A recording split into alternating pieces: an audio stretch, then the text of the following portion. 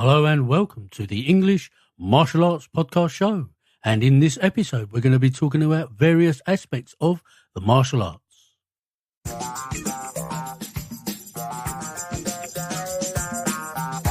now, the moment you've all been waiting for. It's the English Martial Arts Podcast Show.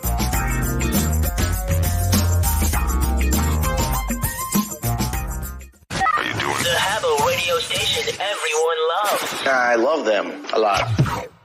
Okay, so after the last few episodes, we can now, I suspect, separate HEMA from the martial arts and the self-defense community, because HEMA is neither one or the other, and it really is an intellectual and sometimes physical pursuit for most people. Obviously, for the competitors, it's not. It's a full-time job, and they need to train hard and do what they have to do to compete. But even then, that is not the martial arts self-defense side of martial arts. So I think they'd be happy with that description of what they do. But we'll get down to the meat of the podcast now. So any kind of martial art has to offer a self-defense fighting side rather than just an intellectual and fitness pursuit of the art.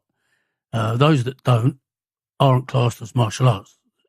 So let's move on to the martial arts that are considered self-defense arts. Now, when these arts were first put together by their founders, they were purely put together for physical use, for war, for defense of yourself, your families, communities, etc. Because at the time, that's what was needed. Now, if you read the newspapers and look at the news, which is mostly fake news these days, I suppose, you will see, just by experience, really, you'll see that the martial arts are needed more than they ever were. You need to be able to protect yourself from the many stabbings that go on in London and shootings and things around the world. You need a way to give you that confidence so that you can help yourself and other people. It's not always the way to physically fight, but it gives you that way of thinking so that you can weigh the options up and try and do the best thing at the time. Now, of course, just training in the physical side of the arts won't help you. Obviously, you need to train in the mental side as well, which is more important than training in the physical side, because without having a strong mentality, you won't be able to put the physical techniques into use because you'll be scared.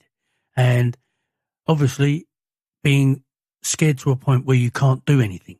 I don't just mean fear. Fear is a natural thing, but so scared that you can't do nothing and you start begging and, oh, please don't hurt me, that kind of stuff, which gives the attacker even more inclination to have a go at you because he's got a victim under his feet. So the important parts of learning a martial art, the mental side and the physical side. Now, this is especially true for teaching children, women, the elderly, handicapped people, martial arts. They've got to be mentally prepared for most situations that may occur where they need to defend themselves, because there are some wicked people out there who actually do try and persecute handicapped people, elderly people, women and children, the sick ones. So mental preparedness first, physical techniques second. Although when people go to martial arts, the first thing they want to do is start waving swords or punching bags and that. But, that's part of the martial arts journey. They will do that from the beginning. But the mental preparedness is a more subtle way of training people. And you get that in during the lessons. But mental preparedness is the one thing that you need more than anything else. So I talk about mental preparedness a lot, the martial mind. But I'm not going to say how I train it, because that's how I train it.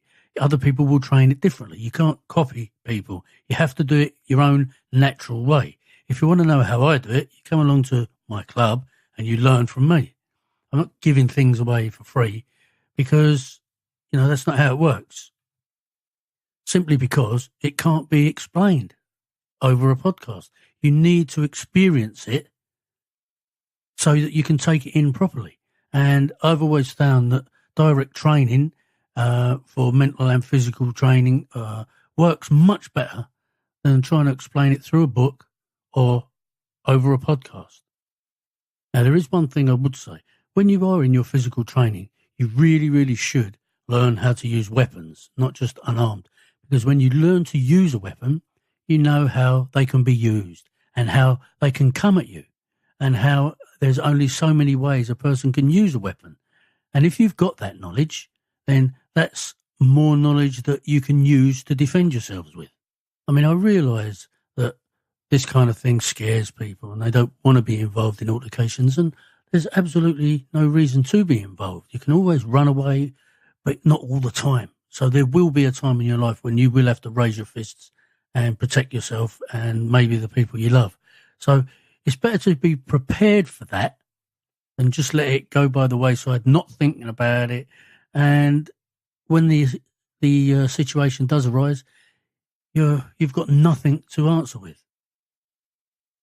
Another good way to train, especially for self-defense, is to have your students come in class in their street clothes and train for 1 or 2 lessons, because then you know the capabilities of the clothes you're wearing. Because, you know, in your lovely training suits where you can kick and punch and flip and roll, you may not be able to do that in your skinny jeans and your tight Rambo tops, or, you know, and the women in their mini skirts and high heels may not be able to do that kind of stuff. So you need to bring in the clothes you wear daily, or you go out in an evening, change into them and see what you can accomplish in those things.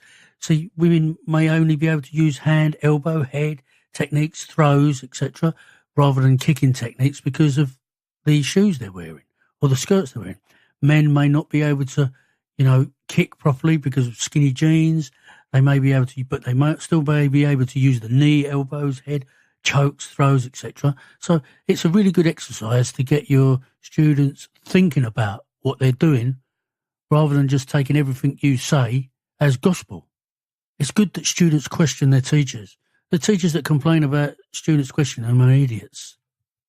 And I know there's a few teachers out there that don't agree with this, but I always think if women are training for self-defense, they should train against men, because men are the people that are likely to attack them, not other women. And if a woman can handle a man, she can handle another woman. So get them to practice against men who are bigger and stronger, or who are shorter, you know, all different kinds of body types, so that they can get used to fighting. You know, not just defending, but fighting and attacking, because some of the best defences are attacks. The preemptive strike. Now, there's always a need for grappling when you're fighting. Not so much groundwork, because, you know, it's all right going down with someone, but when one of their mates runs up and uses your head like a football, it's not always the best scenario. So being able to grapple standing is good. So, I mean, really good art for that is catch as catch can, catch wrestling. You know, they've got some really good standing grappling stuff, and it's really an art worth learning, much better than jiu-jitsu. You really need to also take up something like, I don't know, maybe boxing. For the kicks, you need something like Muay Thai. Or you can go to an art that has everything included, such as the art I practice. And you can really, really use all ranges, and from kicking to grappling, choking, punching, elbow range, everything. And it really makes an effective defence against an attacker who's not expecting you to be able to fight back like this. Now remember, things like the eyes and the throat are really good targets, but they're small. So you don't always get to go for them.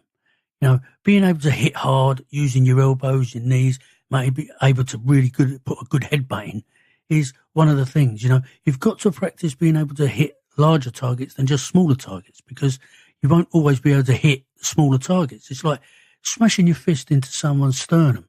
That's a great one, but you've got to have power. So learn to condition your body as well, your hands, elbows, you know, all aspects of your hands and elbows, you know, practice your headbutting, everything. And it really, really will make a difference when the time comes. So all in all, any kind of training in the self-defense art is a good thing. But try and get as much reality into it as you can. Try and make the scenarios that you're going to train in realistic.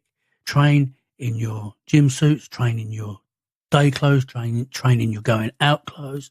Train every time you can, train in small spaces, in case you get locked in I don't know if they'd still have phone boxes now, but, like a lift. Train in places or train in your gym and make the scenario that you're in a small space. Or there's places you can run to and hide. Every single thing you can to make it as realistic as possible is the way to train for self-defense. Otherwise, it's just dancing.